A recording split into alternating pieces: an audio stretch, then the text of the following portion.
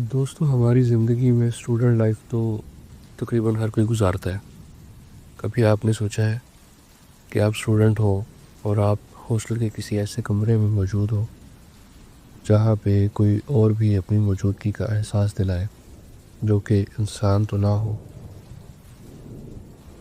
لیکن آپ کو ایسا لگے کہ جیسے کوئی اور بھی موجود ہے؟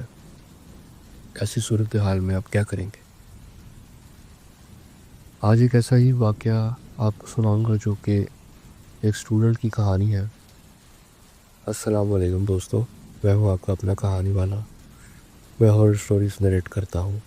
Welcome to my channel. امید ہے کہ آپ سب خیریت سے ہوں گے۔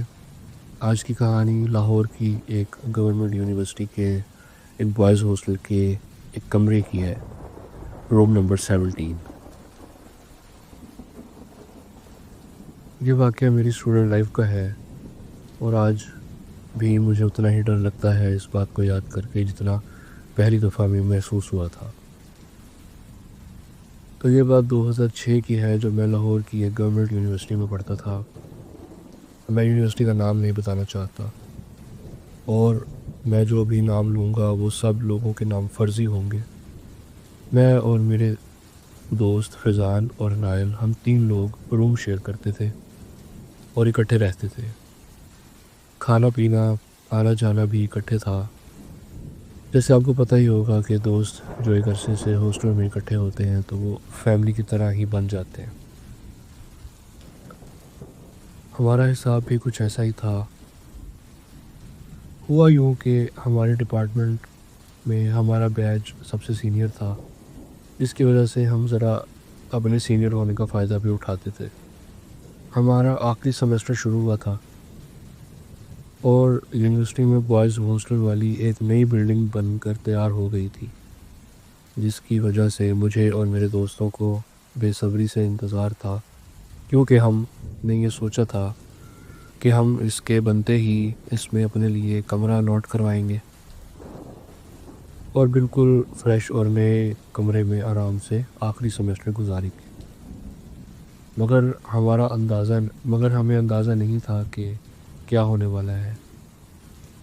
ویسے وہ پورا ونگ نئے اسٹوڈنٹس یعنی جونیئرز کے لیے بنایا گیا تھا جو کہ ان کو ملنے والا تھا، مگر ہم نے وارڈن سے ضد کی اور ضد کر کے جیسے تیسے ہم نے اس بلڈنگ میں ایک کمرہ الاٹ کروا لیا جو کہ تھا روم نمبر 17۔ اور ہم بہت خوش تھے، میں، فیضان اور نائل، ہم اس کمرے میں رہنے لگے۔ کچھ عرصہ بالکل ٹھیک گزرا، پھر ہمارے مڈ ایگزام آنے والے تھے اور ہم اکثر لیٹ نائٹ جا کر اپنا کام کرتے اور تیاری وغیرہ کیا کرتے تھے۔ ہمارا جو کمرہ تھا وہ 3rd فلور پر تھا۔ اس بلڈنگ کے ٹوٹل 4 فلور تھے۔ ہمیں پتہ نہیں کیوں لیکن اس 3rd فلور کا یہ کمرہ بہت پسند آیا تھا، جس کی وجہ سے ہم اس میں رہ رہے تھے۔ اب اس رات یہ ہوا کہ یہ 2 بجے کا ٹائم تھا، جس وقت تقریباً ہر جگہ خاموشی ہوتی ہے۔ ہم لوگ اپنے کام میں مگن تھے۔ اچھا، ایک بات بتاتا چلوں، کیونکہ یہ بلڈنگ ابھی نہیں تھی تو یہاں موسٹلی جو رومز تھے وہ آکوپائی نہیں تھے، مطلب ابھی خالی تھے، اور 4th فلور جو تھا وہ سارا خالی تھا۔ تو ہم پڑھ رہے تھے تو اچانک ہمیں یوں لگا جیسے کوئی باہر کوریڈور میں بھاگ کر گزرا ہو، اور بھاگنے کی آواز تیز تھی، جیسے کوئی بالکل ہمارے کمرے کے آگے سے گزرا ہو۔ فضان نے کہا کہ دروازہ کھول کر دیکھتے ہیں، کیونکہ وہ آواز اتنی تیز اور اچانک آئی تھی کہ ہم لوگ ڈر گئے تھے۔ کام چھوڑ دیا تھا، ایک دوسرے کی طرف دیکھ رہے تھے اور سوچ رہے تھے کہ کیا کرنا چاہیے۔ ہم ابھی اسی کشمکش میں تھے کہ کسی نے دروازہ کھولنے کی کوشش کی۔ دروازے کا ہینڈل گھوما اور ایسے ہی لگا جیسے کوئی دروازہ کھولنا چاہتا ہے۔ کیونکہ رات کافی تھی تو ہم نے دروازہ اندر سے لاک کیا ہوا تھا۔ پہلے بھاگنے کی آواز پر ہم حیران تھے، اور جب پھر یہ ہوا تو فیضان اور وائل اور میں، ہم نے فوراً دروازہ کھولا کہ دیکھیں کون ہے باہر، کیا ہو رہا ہے۔ مگر جیسے ہی دروازہ کھولا تو دیکھا کہ کوئی نہیں ہے اور دور دور تک بالکل سناٹا ہے۔ لیکن عجیب بات یہ تھی کہ جیسے ہی دروازہ کھولا تو ایک عجیب سی گرم ہوا کا جھونکا ہمیں محسوس ہوا، جو کہ ایک نارمل بات نہیں تھی، کیونکہ نہ تو گرمی کا موسم تھا اور نہ ہی باہر ہوا چل رہی تھی۔ تو ہم نے دروازہ بند کیا، اپنا کام بھی وائنڈ اپ کیا، لائٹس آف کر کے سونے کے لیے لیٹ گئے۔ اچانک ہمیں یوں لگا جیسے کمرے میں کوئی موجود ہے۔ میں نے نائل سے کہا کمرے میں کوئی ہے، تو اس نے فوراً لائٹ جلائی، مگر وہاں کوئی نہیں تھا۔ تو ہم پھر وہم سمجھ کر سو گئے۔ اگلی صبح جب ہم اٹھے اور ناشتے کے لیے جانے لگے تو میں نے نوٹس کیا کہ فیضان کا رویہ کچھ عجیب سا ہے اور وہ کچھ پریشان ہے۔ میں نے نائل سے پوچھا کہ اس کو کیا ہوا ہے، تو اس نے کہا کہ مجھے تو خود نہیں سمجھ آ رہا۔ میں نے ناشتے کے دوران ہی اس سے پوچھ لیا کہ کیا ہوا ہے۔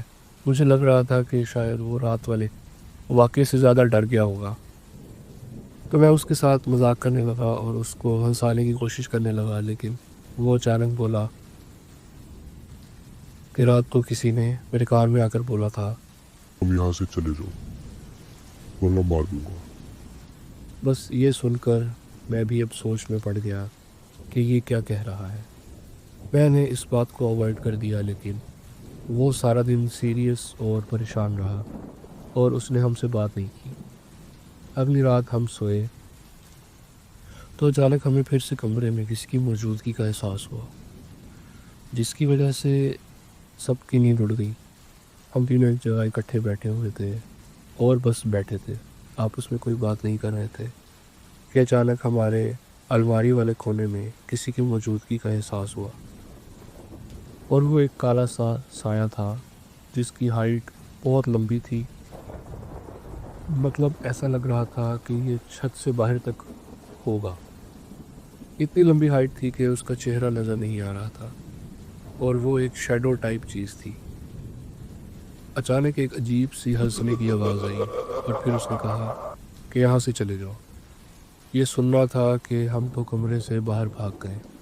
نائل اور میں فیضان کو باہر جانے کے لیے کھینچ رہے تھے، مگر وہ جیسے ایک جگہ فریز ہو گیا ہو۔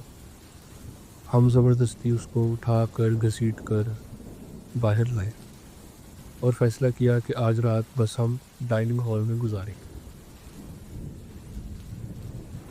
جیسے تیسے ہم نے وہاں رات گزاری۔ اگلی صبح ہم نے سوچا کہ آج ہم یونیورسٹی سے فری ہو کر کمرے میں تلاوت وغیرہ چلائیں گے، تاکہ جو بھی کوئی ہے وہ چلا جائے، کیونکہ اب ہمیں یہ یقین تو ہو گیا تھا کہ ہمارا وہم نہیں ہے، کیونکہ وہم ایک دفعہ ہوتا ہے یا 2 دفعہ ہوتا ہے، ہر روز نہیں ہوتا۔ ہم جب شام کو واپس آئے تو ہم نے ڈیسائیڈ کیا کہ آج ہم کمرے میں تلاوت چلائیں گے، اور پھر آج رات بھی ہم ہال میں گزاریں گے۔ ہم کمرے میں گئے، ہم نے کمپیوٹر پر تلاوت چلائی، سورہ بقرہ چلائی، تو کچھ ہی منٹ بعد ہمارا کمپیوٹر بند ہو گیا، جس پر ہمیں لگا کہ شاید سوئچ ہل گیا ہوگا یا تار کا مسئلہ ہوگا۔ ہم نے کمپیوٹر دوبارہ چلایا، پھر سے تلاوت چلائی، مگر اس بار ہمارا انٹرنیٹ بند ہو گیا، تلاوت نہیں چل رہی تھی۔ تو ہم نے رات پھر سے ہال میں گزارنے کا فیصلہ کیا۔ رات تو سکون سے گزری، مگر صبح قریب 4 بجے میری ایک دم آنکھ کھلتی ہے تو میں دیکھتا ہوں کہ فیضان ہال میں ادھر ادھر چکر لگا رہا تھا اور منہ میں کچھ بول رہا تھا۔ میں اٹھا، میں نے سمجھنے کی کوشش کی کہ یہ کیا کہہ رہا ہے، مگر مجھے کچھ سمجھ نہیں آیا۔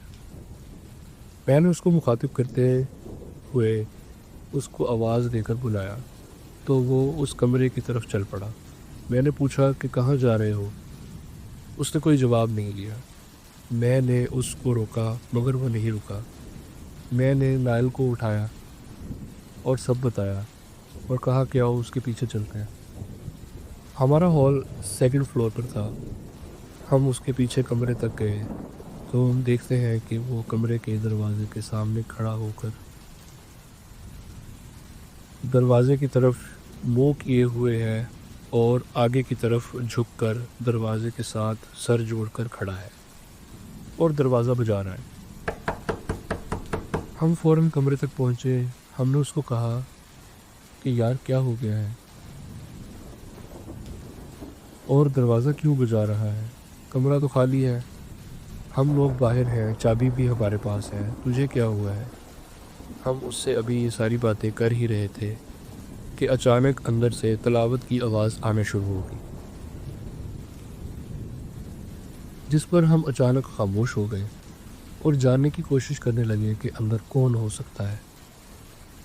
تو اس دوران میں نے چابی سے اچانک دروازہ کھول دیا تو ہم دیکھتے ہیں کہ اندر کوئی موجود نہیں ہے، لیکن کمرے میں ایک بہت تیز قسم کی خوشبو ہے جو کہ اس الماری والے کونے سے آ رہی تھی. بس اب ہم نے وہ کمرہ چھوڑنے کا فیصلہ کر لیا تھا. ہم سیدھا وارڈن کے پاس گئے، اس کو سارا واقعہ بتایا اور فیضان کی حالت دکھائی. فیضان کی آنکھیں ایسے ہو گئی تھیں جیسے کہ وہ کئی دنوں سے سویا نہ ہو. ہم نے وہ کمرہ چھوڑ دیا اور اپنے پرانے کمرے میں چلے گئے. بعد میں ہمیں پتہ چلا کہ ہمارے بعد جو بھی اسٹوڈنٹس وہاں رہنے آئے ان کے ساتھ بھی ایسے واقعات ہوتے رہے، جس کی وجہ سے اب وہ کمرہ کسی کو الاٹ نہیں کیا جاتا.